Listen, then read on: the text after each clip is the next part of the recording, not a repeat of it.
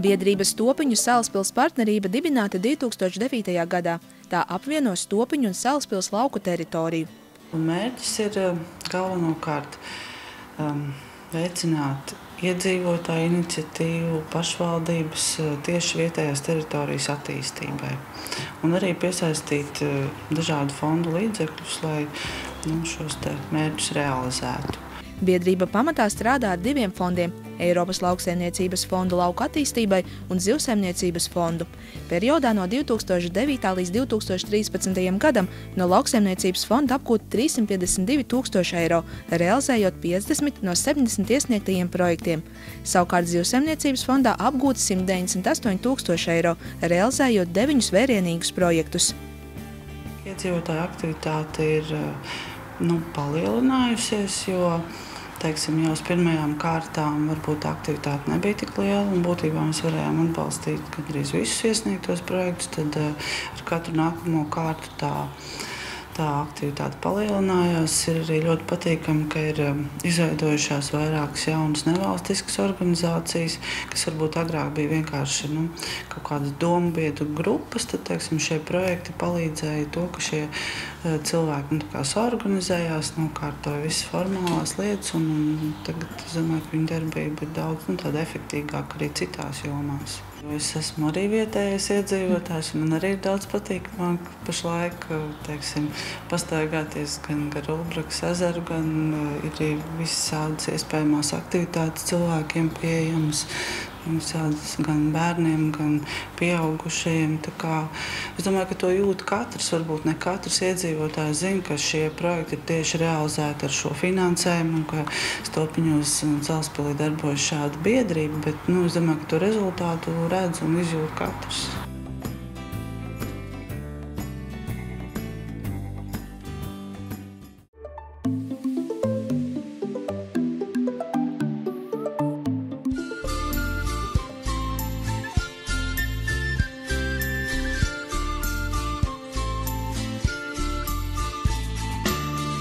Tevis, tais mana laivu, audamā mīņā zēģelīte, tevis, tais mana laivu. Doma par kolektīvu veidošanos radās 7 gadus atpakaļ, kad 1. klases vecāki brauc ekskursijā, un es domāju, ka viņiem arī vajag dejot tāpat kā bērniem. Ideja radās, zvanīja man 1. klases skolotāja un teica, vecāki grib dejot, tu būsi vadītāja.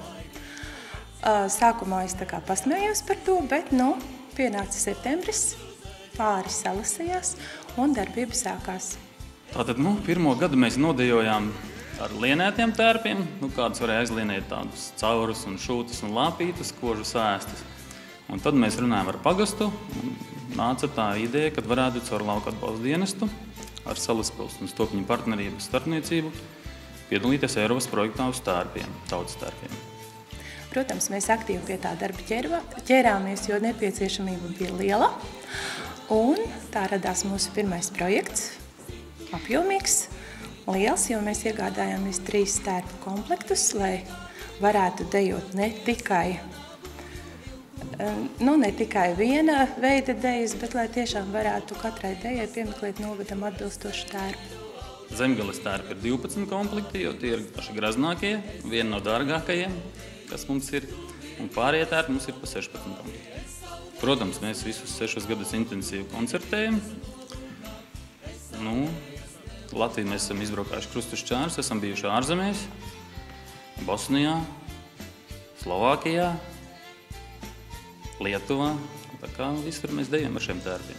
Es domāju, ka jebkurš, gan es kā vadītāji, gan kolektīvu dalībnieki kā dejotāji, viņi jūtas arī bagāti un gandarīti, ka nav tikai viena tautas tērpa kārta, ka mēs varam mainīt un izrādīties un parādīt arī dejas raksturu atbilstoši uzvelkot attiecīgu tautas tērpu. Skatēs arī uzslavēja, ka mums esot ļoti skaisti tērpi, pareizi nokomplektēti, kas ir paldies vadītāji, kas pētīja un kas tur ir vajadzīgs, bija vajadzīgs. Tā kā ļoti apmierināti mēs esam. Esam aktīvi, dzīves priecīgi un dejot griboši.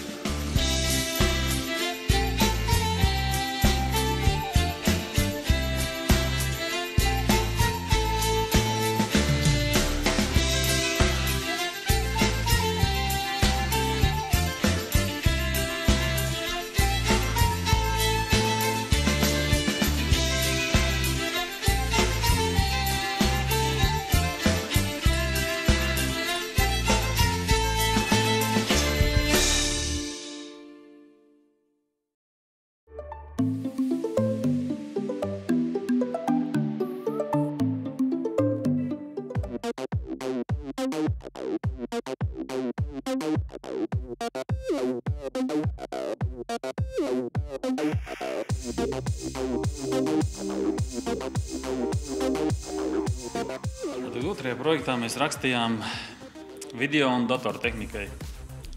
Jo tas uz to mirkli likās svarīgi, jo mēs līdz šim strādājām tikai ar diskiem, bet tagad lielākā daļa muziku var dabūt jau arī failos un sūta. Vadītāji savā starpā mainās, praktiski sūta pa internetu muziku. Tāpēc mēs arī, lai disks pats saskrāpējās, tad dators tiktu pirkts, lai muziku saglabātu datorā. Un koncertos var atskaņot vieglāk.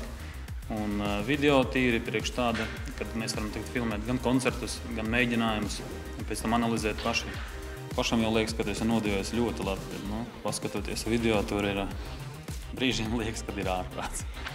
Tāpēc arī var redzēt, jo vienmēr jau liekas, kad vadītāji saka, kad ir jādara tā, visiem jau liekas, ka visi tā dara. Bet, ja te noskaties arī, piemēram, kad nāk mums skatis vai kaut kāda atbildīga, tad mēs tur mēģinājumus pafilmējam. Arī nāk mums kādi autori uzlikt kādu deju. Jo, ir grūti. Visiem liekas, ka katrs atcerās pareizi, bet, ir brīžiem atšķirās, tad ar safilmē materiālus, tā kā tas ir tīri darbam ļoti, ļoti vērtīgi.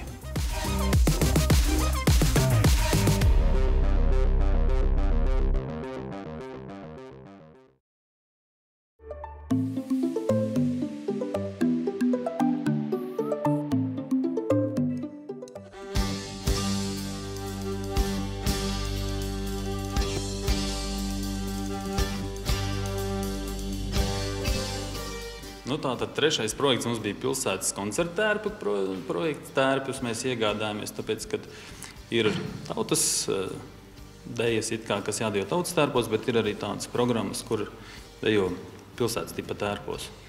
Šajos tērpos mēs dejojam tādas jautrākas, amizantākas dejas. Tērps ir vieglāks, gaisīgāks, iespēja dejot bez aubes, kas vidējās paudzes dekolektīvā ir reti. Un arī mums gribējās kaut ko vieglāku, kaut ko gaisīgāku, un galvenais meitenēm gribējās kaut ko tādu, lai nav jāliek aubes galvā. Meitenēm blūzes ir cakainākas, bez rokām, puišiem arī ir vikses un vieglāki audumi, tā kā viņš ir tāds višķņērtāks tērps. Tas atkal mums dod iespēju parādīt sevi citā kontekstā un atkal dažādot savu uzstāšanās programmu, jo arī, kad bija mūsu 5 gadu jubilejas koncerts, tad mēs izrādījām visus tērpus, ko esam projekta ietveros ieguvuši, un tad vesels bloks mums bija arī šajos tērpos. Tās bija beigas, tas bija tāds grēznis, tāds svinīgs un, protams, draisks un jautrs. Tagad mēs dzirdam, ka kaut kad nākošais gads varētu būt kaut kādi jauni projekti. Tad mēs domājam kaut ko. Tagad uz vidējās paudzes deju svētkiem, kas būs Jelgavā, ir ļoti daudz dejas, kur ir dižā kurzemnieku gati, diždeja, kur ir pēc apraksta jādejo kurzemes tērpos. Kurzemes tērpu mums nav vēl. Tā kā plānos mums ir kurzemes tērpus uzšūt. Bet tā arī ir diezgan liela summa. Mēs pareiķinājām kaut kādi 80 000 eiro. Ja ir sapnis, tad viņš kaut kad piepildās, jo mūsu meitene viena ir liela rokdarbniece, un viņa jau ir sākusi tērpu apkaklīšu izšūšanu. Un pirmās apkaklītes jau ir izšūts. Tā ka mēs ceram, ka ar apkaklītēm sāksies mūsu lielais ceļš uz Kurzemes tērpu.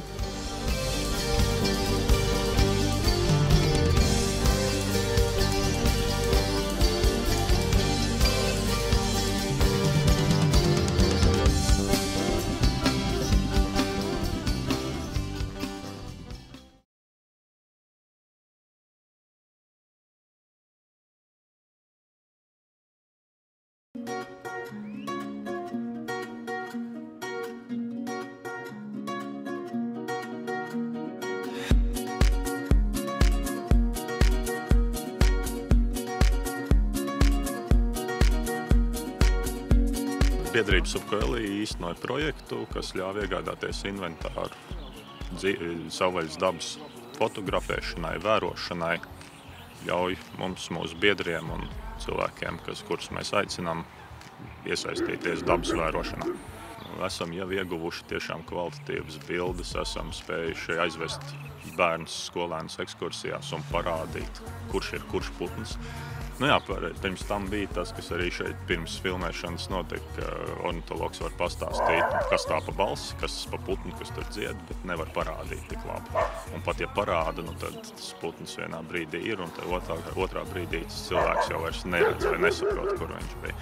Tagad var nolikt teleskopu, ja putns ir mierīgs, bet lielā attālumā, tad var nolikt un vērot. Un pastāstīt, kas tās pa detaļām, kādā krāsā, kurš tas ir, kāpēc, salīdzināt ar katalogu.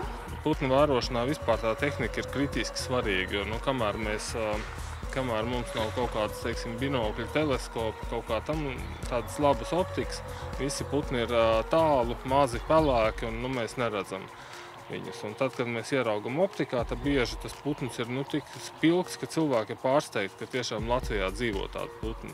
Mums ir viens teleskops, mums ir 2 fotokameru lēcas, 1 fotokamera, tad ir nakts kamera, lai varētu arī mēģināt naktī kaut ko novērot.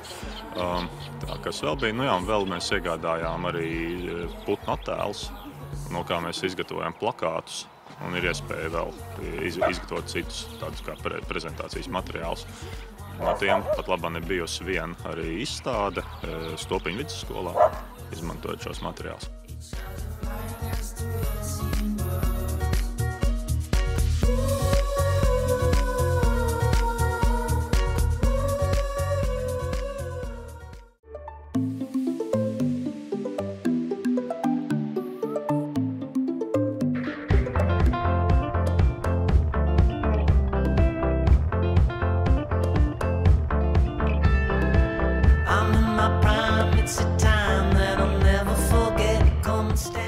Trenažieru zāle. Tad, principā, savu bija nokalpojis trenažieri.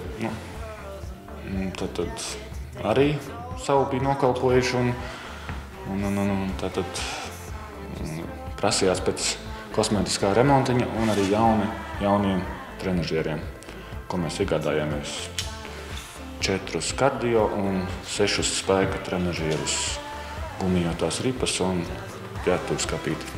Jūs realizējāt šo projektu 11. gadā. Kāda ir šo gadu laikā tā pieredze? Cilvēkus interesē, cilvēki nāk, viņiem šis ir vajadzīgs? Principā iedzīvotāji diezgan aktīvi, paliek ar katru gadu aktīvāki. Un tad jau tā trenažera zāle paliek jau populāra. Viņi jau zina, ka šeit ir labi trenažieri.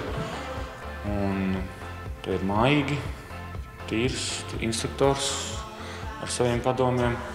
Un tā, tad vakarā kaut kur 20-30 sportisti apmeklē trenažera zāli. Pēc novērojumiem, kas tad vairāk nāk? Kāda vecuma būtu vai dzimuma?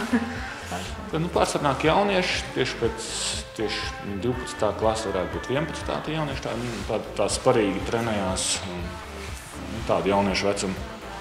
Plus arī nāk ļoti novada komandu sportisti, handbolisti, florbolisti, regbisti un arī basketbolisti, volejbolisti iegriežās par retam